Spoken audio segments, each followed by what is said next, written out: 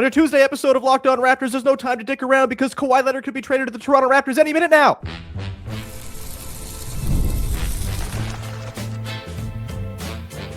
You are Locked On Raptors, your daily Toronto Raptors podcast, part of the Locked On Podcast Network, your team every day. Hey, what's going on? And welcome to another episode of Locked On Raptors. It is Tuesday, June the 30th, and I am your host, your pal, Sean Woodley. Thanks for hanging, as always. And yeah, there's no time to waste. We got to get this thing recorded and out as fast as possible because I fear that today's episode could have the shelf life of a game preview episode posted at 7:15 p.m. This is getting pretty real, it seems, with Kawhi Leonard and the Toronto Raptors. Brian Windhorst this morning on ESPN reporting that they've agreed on the player compensation and are haggling draft picks right now. We'll talk about that. Jake Fisher, Shams Charania, both seem to be pointing towards this happening sometime soon, perhaps as early as today. And look, there's always the possibility of that rug pull. We'll talk about why there still exists a chance for some team to come out of the woodwork and ruin this for those who are excited about a Kawhi Leonard to Toronto return.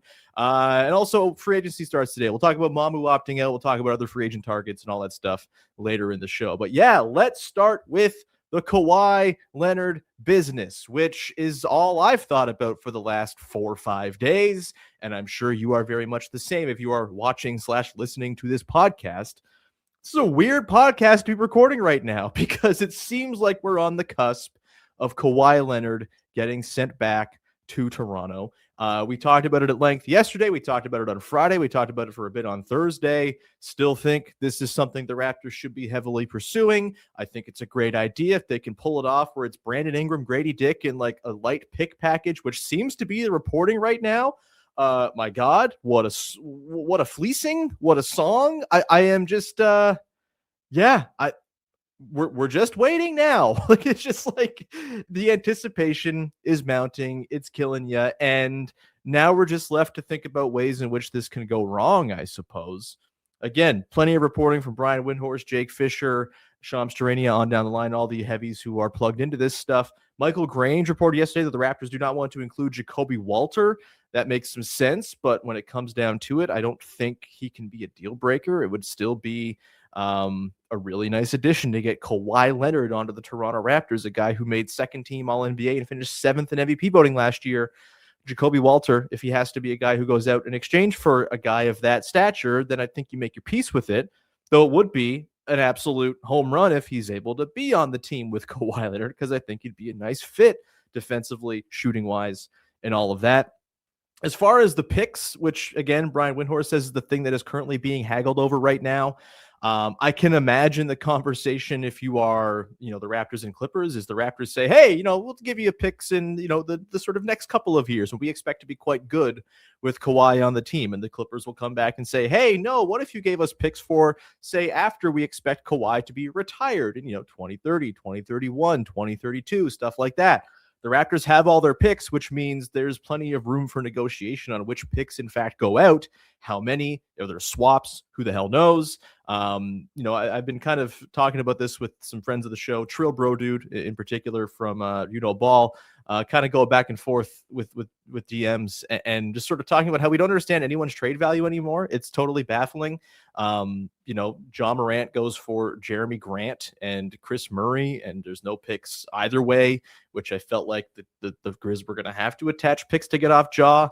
That didn't happen. LaMelo goes for essentially one pick and one swap, and Naz Reid. Like, it's just like the trade market is out of whack. No one knows what value is anymore. And I think teams are so scared of having messy books with the second apron situation and the punitive measures put in by the league to limit spending on teams. I think everyone's kind of running scared a little bit, which is why I think the Raptors are so heavily at the front of this conversation with Kawhi, it seems. There still could be a stealth team that swoops in. And I can imagine that if you're the Clippers, what you're hoping for here is that a team decides, you know what, we're going to do the 2019 Raptors thing and say, screw it. It might just be for 1 year, but Kawhi is that good. We think we're that close. let's just go do it. He's not going to hold out and not play for us in the final year of his contract. He's clearly going to continue to play. If we don't get him to an extension, fine, whatever. And so a team like, say, the Pistons, I think, should totally be calling up the Clippers right now and saying, hey, how can we top the Raptors offer? Kawhi would be awesome on this team. We feel like we have a guy in Cade Cunningham who's ready to compete at the highest level right now. I wonder, though, if this sort of flux that roster is in with Jalen Duren and whatever's going on with him and a potential sign and trade, and him being an RFA, everything that's hanging around with him, maybe that's just occupying the attention of the Pistons. I don't know, but there should be a team out there that should take that one-year gamble on Kawhi Leonard in a league that is, yes, you have the Thunder and you have the Knicks and you have the Spurs, but it's as open as it's ever been. Parity has never been higher. We have 8 consecutive different champions in the NBA. Like, this seems like an opportunity to sort of follow the Raptors playbook from 2018 in that summer and go and take a risky bet on a guy and say, you know what, we think we can do it this year and make this 1 year worth it. But it seems as though there aren't enough GMs in the league that have the stones / the team sort of construct to make that viable. Like the Wolves, for example, would totally be a team I'd expect to do something like this, but they just got LaMelo. They have no picks left to trade. I don't see them being a suitor, though I'm sure Tim Connolly, Hooper GM as he is, as gunslinging as it gets, is probably trying to conjure up ways to get Kawhi on the team. Just doesn't seem like it's going to happen. And then beyond that, I mean, there's just like a lot of pragmatism in front offices right now. I think there's a lot of caution. I think there's a lot of, frankly, sort of quant brain taking over and saying, like, every single dollar matters. You can't go and spend erroneously on guys who might be hurt or whatever. And like, that's fair, but I also think it's making teams maybe perhaps be a little bit more sort of afraid and reticent to make big swings like this than maybe they should be when, a guy like Kawhi, he comes to your team, he gives you a real shot. He's at least makes you a contender. All the health concerns obviously understood, but he's that good. He's one of the 10 best players in the NBA when he's on the floor still at 35. Look, I would not discount the possibility of some team coming in at the 11th hour and swooping the rug out from the Raptors and, coming in and putting in a Godfather offer that tops the Raptors offer and the Raptors saying, you know what, that's too rich for us. I do hope that they would, kind of come back to the table if some team comes in with an offer that tops the Raptors. Maybe the Raptors can top that. And I think they've held strong, it seems, in not budging on sort of what their preferred price is because there is no one else they're negotiating with. And for the Clippers, like, there's no worse place to be, right? There's one team you're negotiating with. Everyone knows you don't want to keep Kawhi Leonard and give him an extension. All the reporting suggests that's the case. Brian Windhorst said this morning that, like, it's not like Kawhi is rebuffed an offer from the Clippers. There's just not one on the table. And so if you're just negotiating with one team, I can see why the Clippers might be trying to exhaust all options to make this happen in a way that, sort of increases their leverage with other teams coming into the mix. But it really seems like all the tea leaves are coming up Raptors right now. And so now we wait as I refresh to see if the trade has happened since we started recording the podcast. No, it has not. The latest we have from Jake Fisher 29 minutes ago this is 10:18 a.m. on Tuesday, is that the Clippers and Raptors spent Monday nearing a framework that would send Kawhi Leonard back to Toronto, sources say. And that's it. So, yeah, I don't know. We'll leave it there for now so I don't have more stuff that's out of date on this podcast. But it feels like it's coming to a head here, and I just hope they don't get Shohei'd, like all the hope, it kills you. And then, if someone comes in and makes the surprise offer for Kawhi and he's not on the Raptors, I will certainly feel disappointed because I've been thinking about what Kawhi would look like on this team for almost a week now. And it'll be sad if none of that gets to come to fruition. We'll see. But yeah, anything can happen. The NBA is weird. But it does seem as though everything is pointing towards the Raptors right now, which is quite exciting, I would say. We'll come back on the other side and talk about different free agency stuff, different transaction stuff that's a little less Kawhi Leonard-y.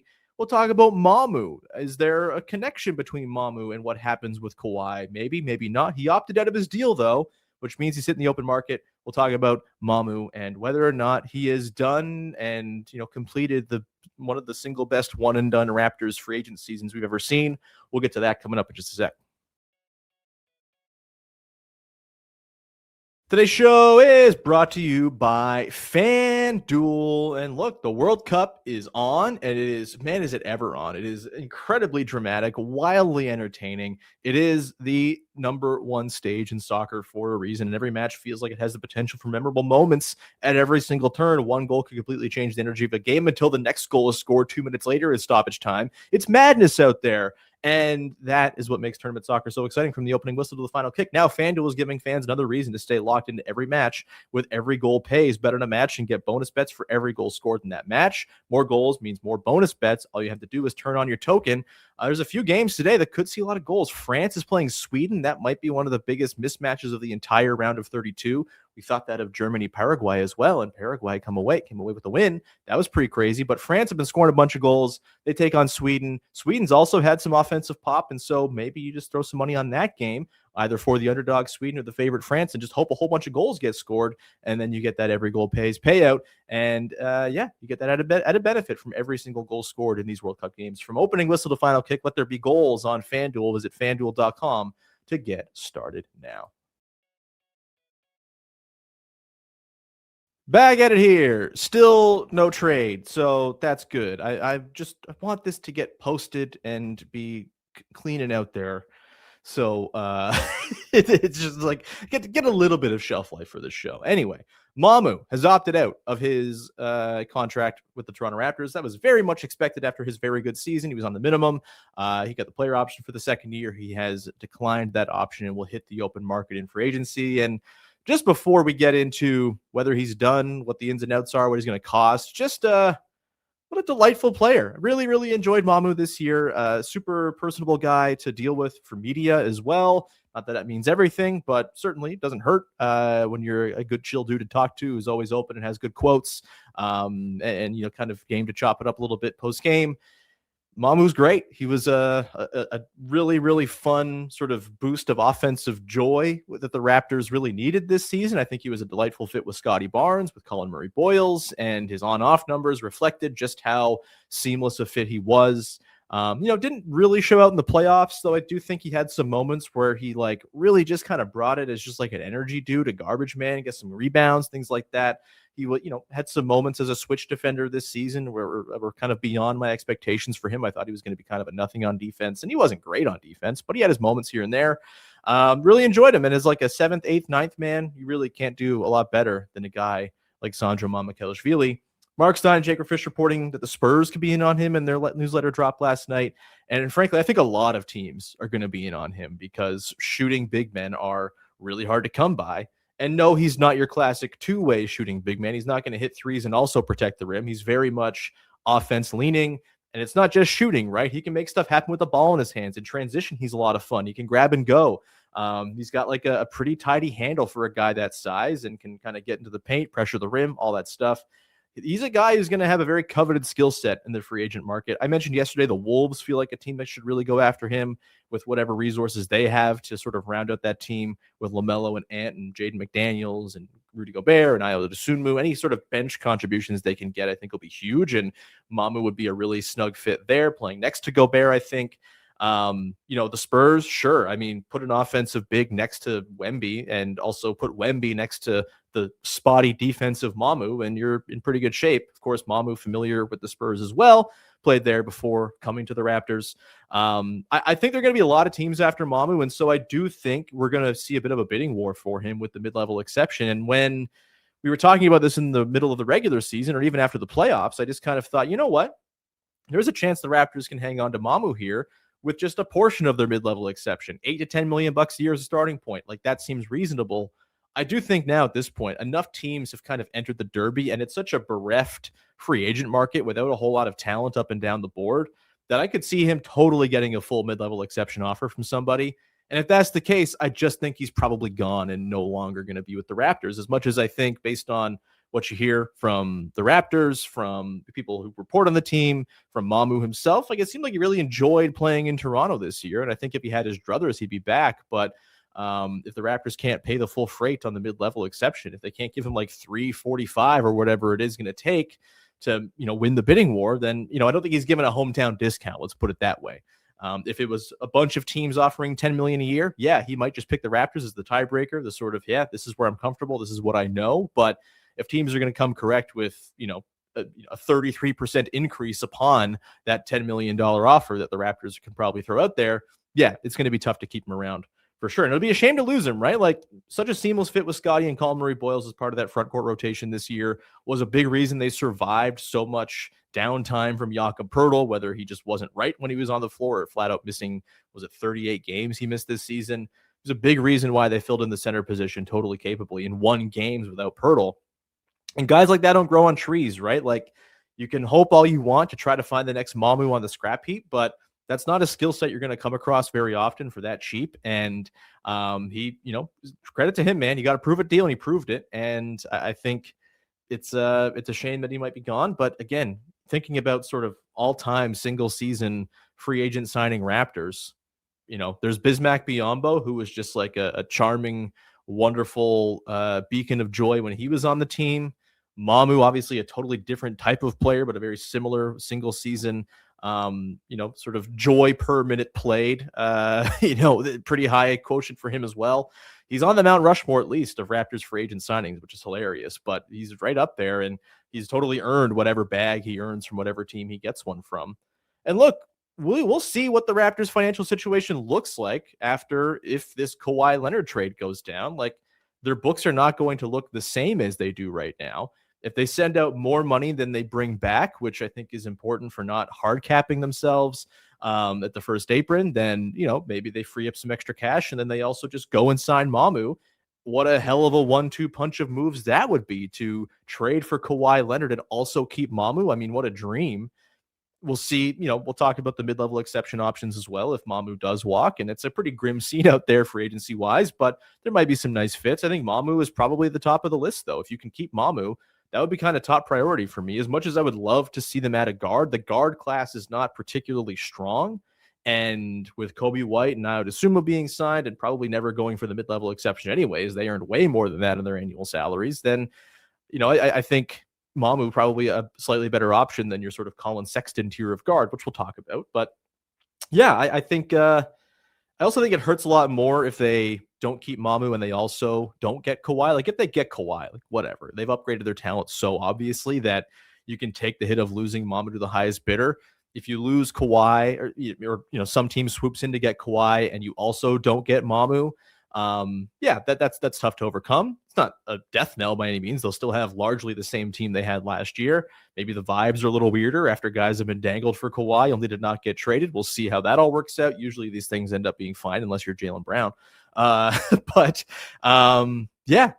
It certainly will not be like jumping for joy if Mamu leaves. As much as I think he's maybe a regular season player versus a playoff player, you got to have regular season players, man. You got to be able to get through 82 to get to the playoffs. And I think Mamu was like a perfect player to have around as a guy who once in a while can be an infusion of shooting in space into a playoff lineup, but for the most part, just going to give you really great regular season production on a per minute basis, help fill lineups out, help, kind of increase your stylistic diversity.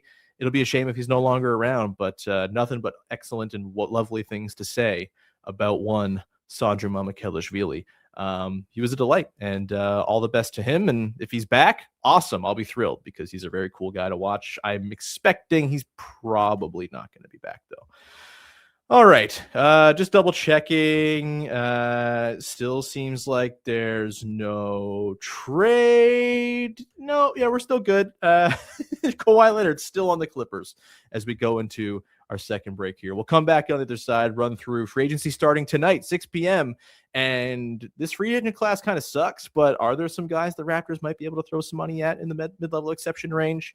Perhaps. We'll get into some of those names coming up in just one sec to close things out.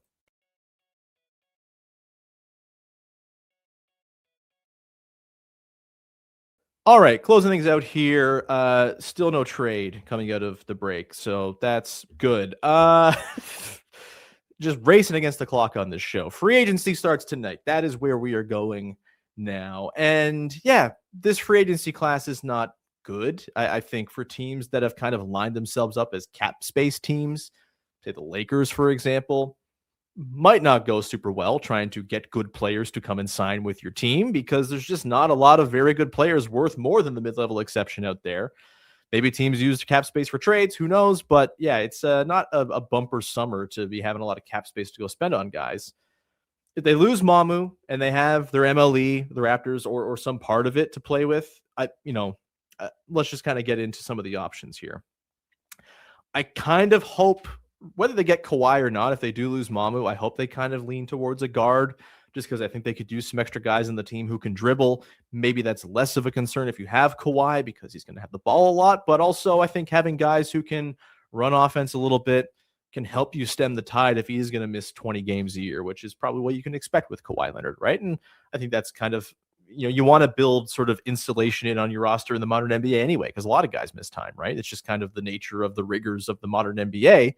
You got to have layers of depth and talent and ways to play if your best guys are out. And, the Raptors, I think, did a solid job of that last year in the Jakob Poeltl department, less so when RJ Barrett was out or when Emmanuel Quickley was out, although the playoffs were pretty good without Quickley. They found a way, but they were so specialized that when guys did miss time last year, it was a little bit harder to kind of piece things together because they just missed those skills. If you can layer those skills in to the way your roster is built, I think that sets you up for success over the course of 82 to get you to the playoffs, which I think is, that's, getting to the playoffs, great, right? Like you can sort of change the way you play in the postseason. If you have playoff ready players like Scotty Barnes and Colin Murray-Boyles obviously are, and we certainly know Kawhi Leonard is if they get him too, that's a great place to be. But you also have to have guys to kind of stem the tide of 82 games and get you through. And that's where these MLE signings, I think, will mostly come in. I don't think any of these guys are necessarily dudes you're projecting as playoff rotation guys a year from now, but can they help you get there? Certainly. In an Eastern Conference that's loaded and competitive, just getting there, I think, is kind of goal number one.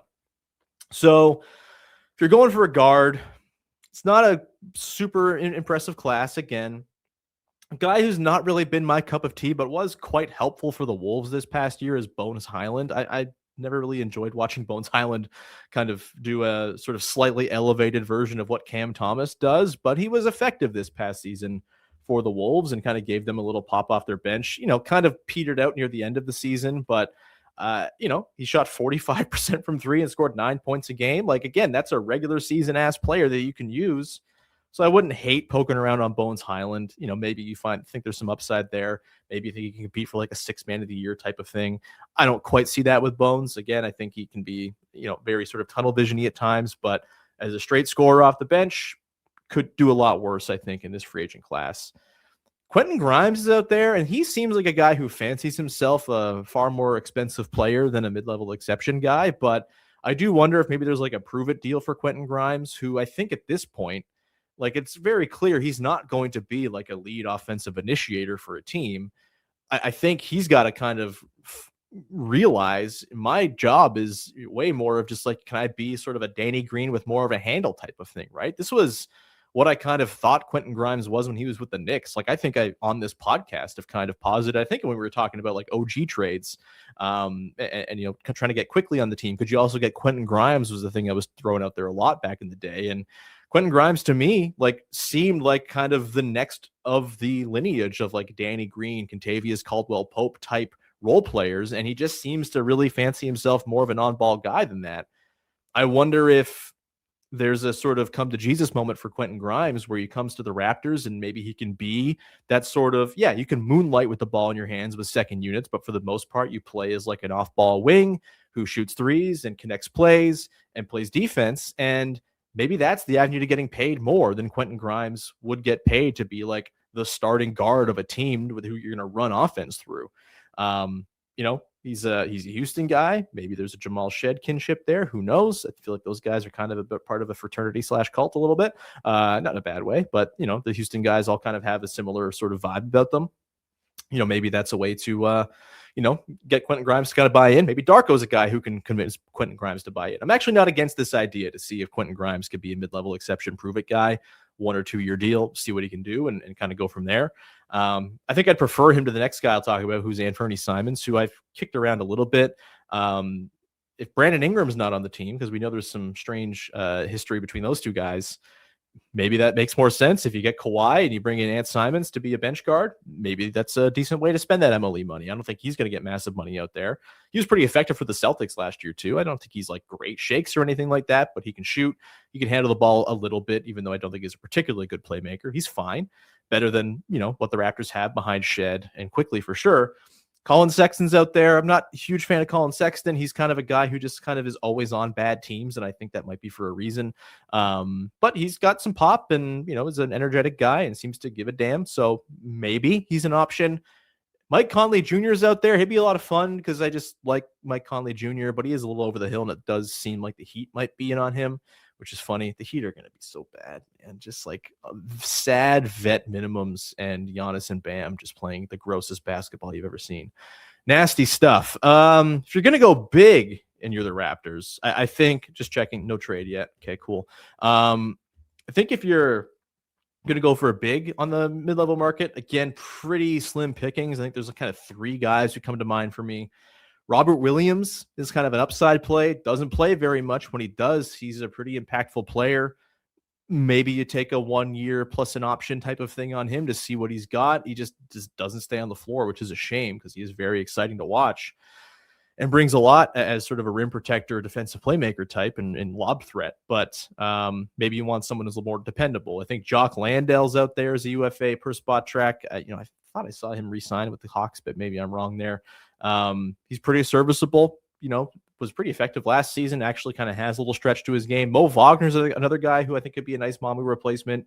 He's also had a lot of health issues, so, you're kind of banking on him getting healthy as well. But something the Raptors have done in the past and to great effect in many cases. Kawhi, Brandon Ingram, why not continue the trend, especially if Kawhi's coming back and you're, giving Alex McKechnie so much more work to do. But yeah, those are kind of the guys I would look at. It's not a sexy crop, and if they come away with none of them, I don't think it's some sort of disaster.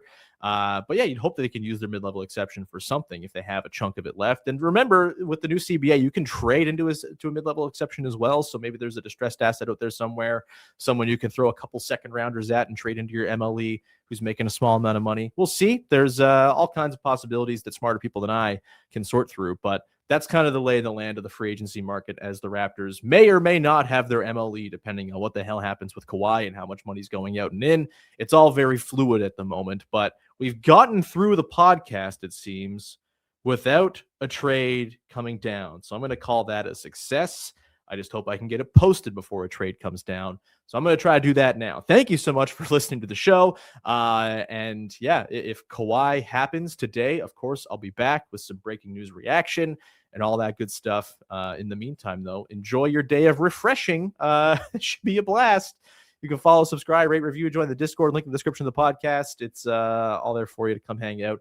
The Discord is a lot of fun right now. There's a lot of excitement and palpable tension building in there. Tell a friend about the podcast. Find us wherever you get your shows. Leave a rating and leave a review. Go to YouTube. Hit the like button. Like button. That's a good thing to hit. And jump in the comments and stuff like that too. Love to hear from you.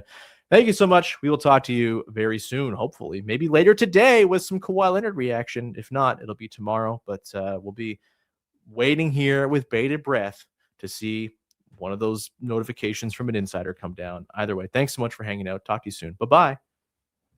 Ugh.